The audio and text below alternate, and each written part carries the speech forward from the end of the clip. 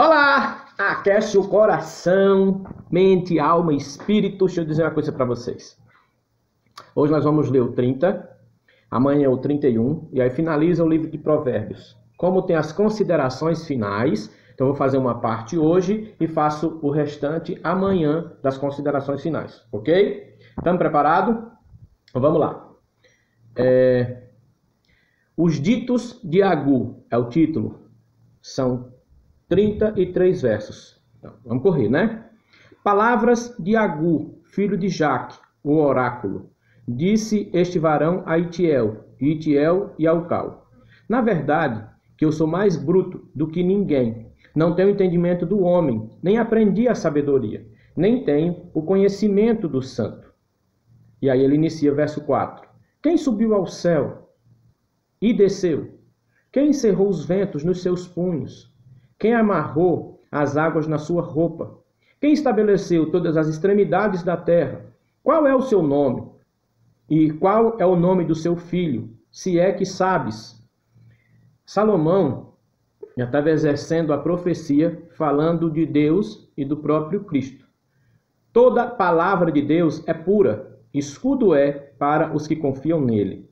Nada acrescentes às suas palavras, para que não te repreendas e sejas achado mentiroso. Não coloque, eu acho que foi escrito assim. Não, confira, fale, para que você não seja achado mentiroso. Apocalipse diz que se você colocar, acrescentar, ou se você tirar, é um pecado perante Deus. Duas coisas te pedi, não as negue antes que morra. E aí vem as duas coisas, verso 8.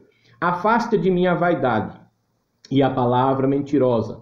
Não me des nem pobreza, nem riqueza. Mantém-me do pão da minha porção acostumada. Eu vou fazer um pequeno adentro com relação a isso. Para quem está acostumado com X, 1x, aquela é a porção acostumada. Para quem está acostumado com 2x, aquela é a porção acostumada. Então ele não está dizendo aqui que ele quer ser pobre ou está dizendo que ele quer ser rico. O que ele está dizendo é para que mantenha um padrão, que ele continue mantendo sempre aquele mesmo nível, aquela mesma medida. É tanto que fala muito claro aqui, ó. Mantém-me do pão da minha porção acostumada, para que, porventura, de farto te não negue e diga, quem é o Senhor? Ou que, empobrecendo, venha furtar e lance mão do nome de Deus. Na verdade, ele não está com medo. Eita, o celular está escorregando. Na verdade, ele não está nem com medo aqui de ter ou de faltar. Ele está com medo de ter e negar a Deus, ou de faltar e ele furtar. Esse é o medo verdadeiro. Verso 10. Não calunies o servo diante do seu senhor, para que te não amaldiçoe e fique culpado. Há uma geração que amaldiçoa seu pai e que não bendiz a sua mãe. Há uma geração que é pura aos seus olhos e que nunca foi lavada da sua imundícia. Aos olhos daquela pessoa, ela é pura, santa, imaculada, santinho. Mas ela nunca foi lavada da sua imundícia. Terrível isso, viu? Uma geração cujos olhos são altivos e cujas pálpebras são levantadas para cima. É isso aqui que ele está falando. Há uma geração cujos dentes são espadas e cujos queixais são facas, para consumirem na terra os aflitos e os necessitados entre os homens.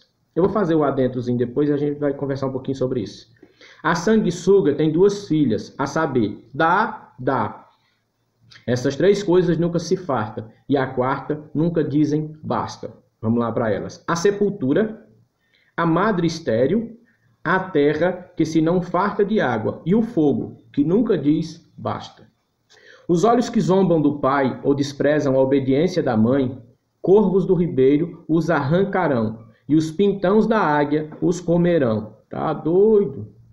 Há três coisas que me maravilham, e a quarta não a conheço. O que é? O caminho da águia no céu, o caminho da cobra na penha, o caminho do navio no meio do mar e o caminho do homem com uma virgem. Tal é o caminho da mulher adúltera, ela come e limpa a sua boca e diz, não cometi maldade. Ou seja, não tem peso na consciência, né? Por três coisas se alvoroça a terra, e a quarta não a pode suportar. pelo servo quando reina, e pelo tolo quando anda farto de pão, pela mulher aborrecida quando se casa, e pela serva quando fica herdeira da sua senhora.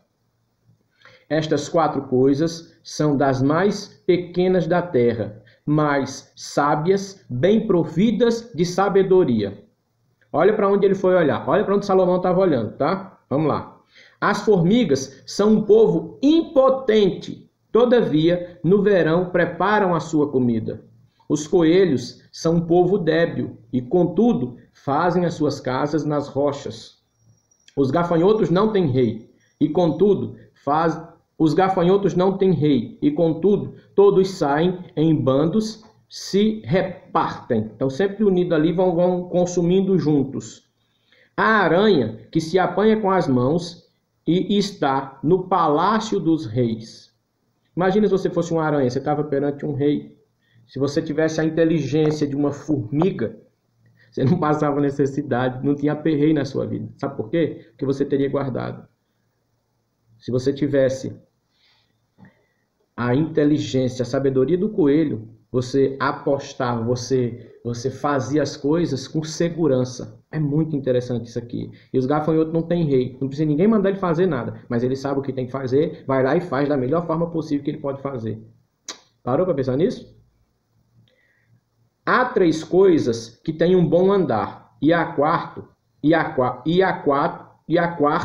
passeia muito bem. O leão, o mais forte entre os animais, que por ninguém torna atrás. O cavalo de guerra, bem cingido pelos lombos, o bode também. E o rei, a quem se não pode resistir. Se procedestes loucamente, elevando-te, e se imaginaste o mal, põe a mão na boca. Não fale. A mente, o cérebro, pode pensar em coisas ruins e tudo, e não é legal, mas falar piora e muito. E aí ele diz assim, ó, o verso 33 para encerrar esse capítulo. Porque o espremer do leite produz manteiga. O espremer do nariz produz sangue.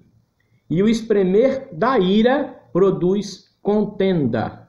Vamos agora para o resuminho desse provérbio que nós lemos esses dias durante hoje. 30 dias, amanhã são 31 dias. Deixa eu pegar aqui algumas anotações. E aí vem a anotação seguinte, ó. Mais de 1000 anos depois da publicação deste provérbio, vou tomar aqui meu cafezinho, que ainda estou com sono. O apóstolo Paulo chegaria à mesma conclusão diante do Espírito de Deus. Está escrito em 1 Timóteo 1,16. E lá vai o celular escorregando de novo. Volta para cá. A expressão santo é uma maneira muito peculiar de Salomão e dos sábios se referirem ao nome do Senhor no livro de Provérbios. Desde a antiguidade, os sábios hebreus costumavam usar vários recursos linguísticos, como as perguntas retóricas, metáforas e figuras de linguagem diversa, com fins estéticos e didáticos. Fica mais fácil da gente entender, né? Aqui a grandeza de Deus como Criador Supremo é o ponto enfatizado pelo autor, assim como ocorre no livro de Jó. Deus e, paralelamente, sua palavra são denominados o nosso escudo. É assim que o livro de Provérbios denomina. E aí vem mais uma. A advertência proclamada pelo profeta Moisés aos israelitas da antiguidade, assim como a todos os teólogos e pregadores de hoje, existe sempre essa advertência no livro de Provérbios, e a mesma advertência que Moisés fazia há um tempo atrás. Então tem sempre essa advertência, fala sobre a mulher, fala sobre a insensatez, fala sobre tem outra palavrazinha que ele usa lá falando do ser humano. Então assim, existem muitos pontos que são para serem colocados em prática no dia a dia. Não é à toa que o livro de Provérbios tem 31 capítulos, e você não tem nem um mês com 32 dias. O maior mês tem 31 dias. Então você lê um capítulo, pega um versinho e coloca aquilo em prática.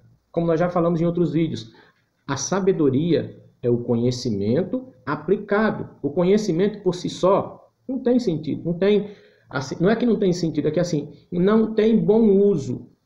Você conhece e fala inglês fluentemente, mas você não tem com quem conversar. Para que serve? Entende o que eu estou falando? E aí vem mais um. Mais de 1000 anos depois desta declaração, o apóstolo Paulo ensinaria que conhecer o nome do Senhor é participar dos seus sofrimentos e da sua glória. Sempre fala mais de 1000 anos depois, porque nós estamos no ano 2020, DC, depois de Cristo. Então, antes de Cristo é AC. O livro de Provérbios ele foi escrito mais ou menos 1000 anos antes. Então, levando para essa matemática, tem 3000 anos que o livro de Provérbios foi escrito. E mesmo com 3000 anos, ele continua atual, ele continua sendo feito bom uso nos dias de hoje. Com todo o avanço da tecnologia, com todo o avanço da indústria, com tudo que vem acontecendo, já passamos por algumas eras, né? A era não sei de que, por tudo isso que já foi passado, esse provérbio escrito há 3000 anos continua com toda essa força e com todo esse poder de transformação quando aplicado. Ok? E aí, nesse capítulo que nós lemos, ele frisa muito isso aqui, ó. É preciso muito cuidado para não mentir. As falsas acusações provocam fortes reações, e as maldições que são rogadas contra quem processa calúnias e difamação surtem seus efeitos. Jamais se deve tirar qualquer proveito da falta de instrução ou da condição pobre e fragilizada de uma pessoa ou de um povo. Você pode até fazer, o fulano ou o ciclano pode até fazer, mas não fica impune perante Deus. Deus cobra. E aí, mais uma observação. Os perversos se assemelham muito às bestas feras em sua sagacidade, volúpia e violência, por devorar suas presas. Como já vimos em outras passagens, a expressão hebraica Seol pode ser traduzida por sepultura, profundezas, pó, morte e, eventualmente, inferno. E aí você tem isso no capítulo 27, no verso 20, em outros livros, em Apocalipse 20, verso 14 também. E aí vem, no Antigo Oriente, especialmente entre o povo de Israel, a esposa sem filhos era marginalizada, desprezada pela comunidade e vivia desolada. Está em Gênesis 16, 2, em Ruth 1, 11, em 1 Samuel 1, 6 e 2 Reis 4, 14. Por isso que quem não tinha filhos clamava tanto a Deus para tê-los, como é o caso de Ana, Sara, entre outras mulheres do passado. Ok? E aí vem, para finalizar. É difícil, por hoje ficamos por aqui, que a sua mão carregue a benção de Deus, que os seus pés andem pelas pisaduras do Senhor e que a sua boca seja a palavra falada por Deus em você.